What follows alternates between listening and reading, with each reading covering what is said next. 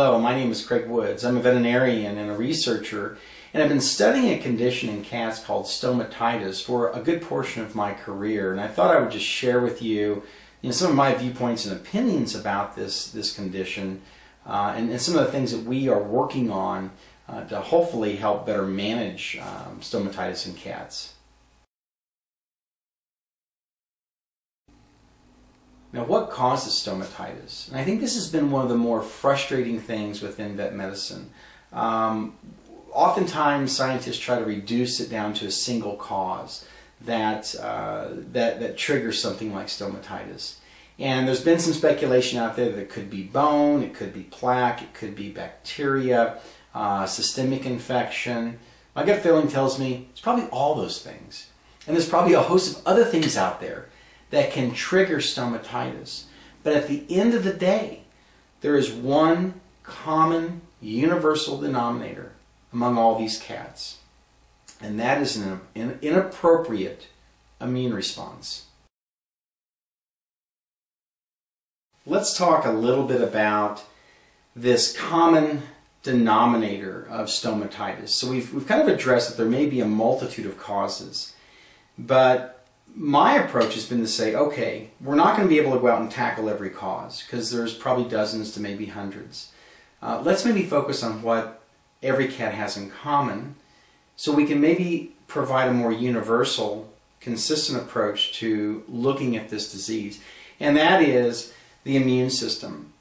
And the immune system is highly complex, and certainly describing it falls outside the scope of this video. But there is a cell within the immune system called a T helper cell. It's a lymphocyte. And this is one of the reasons we refer to stomatitis in cats as lymphocyte, plasmacyte, stomatitis, or lymphocytic plasmacytic gingivostomatitis. We're describing in that terminology two immune cells that play a pivotal role, a lymphocyte and a plasmacyte.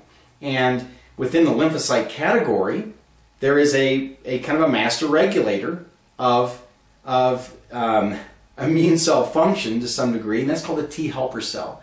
And that T helper cell, TH cell, is a lymphocyte, and it produces signals that can cause plasmacytes to release, inflammatory mediators, as well as the lymphocyte itself producing these. So what I'm describing here is, all roads are leading to really a common denominator, which is this immune cell. And so strategies are underway right now by several companies looking at, how can we address or maybe educate this T helper cell to behave more appropriately in an effort to have a more comprehensive approach to stomatitis. So let's talk a little bit about some approaches that veterinarians will use in order to help control or manage stomatitis, particularly in cats. One of those approaches, let's just assume that a variety of these cats get stomatitis from perhaps a triggering event like oral infection. So antibiotics oftentimes are employed as a way of saying, hey, can we control it through a simple means, a conservative means like drug therapy. The other ways are just good dental hygiene, keeping the teeth clean through dental prophylaxis and removing those teeth that may be compromised.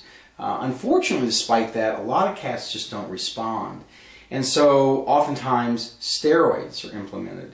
And steroids are wonderful. They have a lot of beneficial properties. And one of the reasons that they work in stomatitis is they suppress immune function. So it goes back to suppressing the immune system as a mechanism in controlling the inflammation.